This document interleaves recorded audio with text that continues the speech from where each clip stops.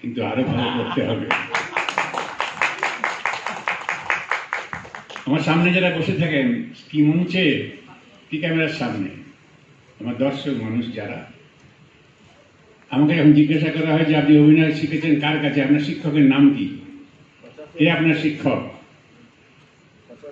এর মধ্যে কোনো গরিমার প্রশ্ন নাই, কিন্তু খুব আন্তরিকভাবে বলছি। এই ছাড়া আমার জীবনে কোনো দ্বিতীয় উত্তর নেই। এই মঞ্চে দাঁড়িয়ে যখন আমি অভিনয় করি কিংবা ক্যামেরার সামনে তো 3 মাস বাদে দেখতে পান, মঞ্চে তো একবারে নগদ পাও না। হ্যাঁ, তো সেখানে আমাকে জিজ্ঞাসা করলে আমি বলি আমার সামনে যারা আছেন তারা হচ্ছে আমার শিক্ষক দেবতা। কেন? কারণ চরিত্র সৃষ্টি করতে গেলে মানুষের জীবন থেকে নিতে হবে, উপাদান নিতে